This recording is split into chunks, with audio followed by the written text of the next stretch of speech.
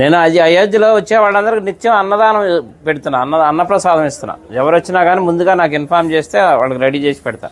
ప్రస్తుతం 1000 మంది పైన వస్తున్నారు. మన తెలుగు వాళ్ళకి భోజనం దొరకదు అక్కడ, అందుకని అందరికీ ఉచితంగా పెడుతున్నా.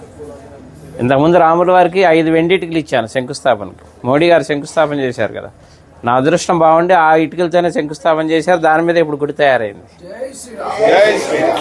తర్వాత రాముల వారికి బంగారు పాదుకలు చేయించా, వెండి పాదుకలు, బంగారు పాదుకలు. వెండి పాదుకలు తీసుకొని దేశం అంతా అన్ని దేవాలయాల్లో పూజలు చేయించా. బంగారు పాదుకలు తీసుకొని రాముల వారి రామేశ్వరం నుంచి అయోధ్య వరకు నడిచి వెళ్ళాను. అది కూడా రాముల వారు నడిచిన దారిలో వెళ్ళా, డైరెక్ట్ వెళ్ళిపోకుండా వెళ్ళి ఇప్పుడు అక్కడే స్థిరనివాసం ఉంటున్నాను. తర్వాత ఇప్పుడు ధనుసు చేయించా 14 కిలోలు. రాముల వారి వనవాసం 14 సంవత్సరాలు, అందుకని 14 కిలోలు చేసా. కిలో బంగారం, 13 కిలోలు వెండి. ఇది రాముల వారికి కోదండరాముడికి వచ్చే చేతిలో ఉంటుంది, ఫస్ట్ ఫ్లోర్లో వచ్చే రాముల వారి చేతిలో. ఇప్పుడు నా మిస్సెస్ అక్కడే ఉంది అయోధ్యలోనే, నిత్యం అన్నప్రసాదం ఆమె చూసుకుంటుంది అక్కడ.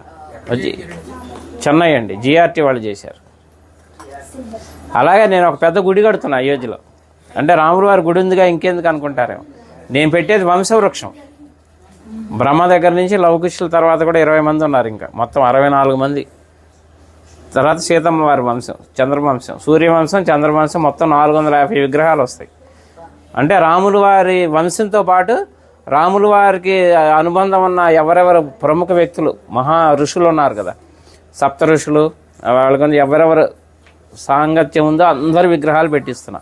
ఎందుకంటే మన ముందు తరాలు వాళ్ళకి తెలియాలి రాముల వారి వంశవృక్షం అంతా. అందుకని శాశ్వతంగా ఉండాలని పెద్ద స్థలం కూడా తీసుకున్నా, ఒక 5 ఎకరాలు అక్కడ పెడుతున్నాను. 5 సంవత్సరాల ప్రాజెక్ట్, అది రెడీ చేస్తున్నా.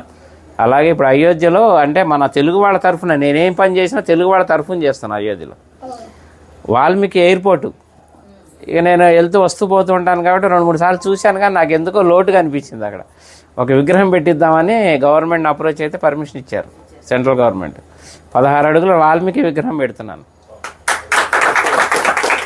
ఆ విగ్రహం కూడా రెడీ అయిపోతుంది ఇప్పుడు.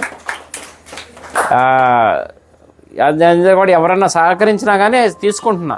ఎందుకంటే భక్తి నాకు ఒక్కడికే కావాలని కాదు, పుణ్యం అందులో అందరినీ భాగస్వాములు చేయాలి, ఎందుకంటే దైవ కార్యం. అందుకని ఎవరన్నా చేస్తే వీళ్ళు ఉన్న వాళ్ళు చేయొచ్చు. అనుగ్రహం మొదలుపెట్టాను, వర్క్ జరుగుతుంది ఫాస్ట్గానే. మార్చి ఏప్రిల్లో విగ్రహ ప్రతిష్టాపన అయోధ్యలో.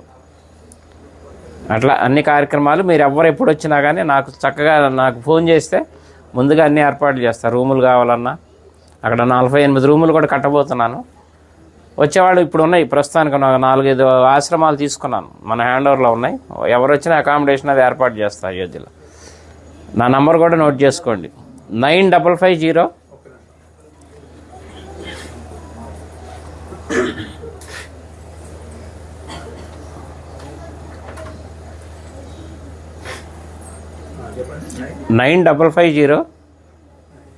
754-389.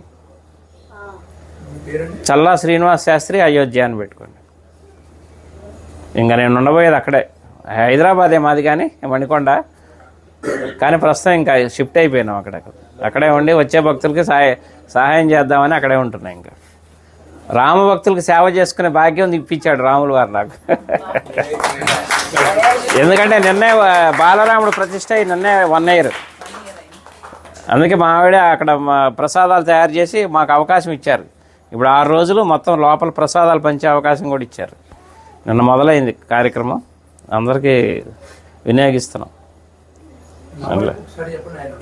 9550-754-389.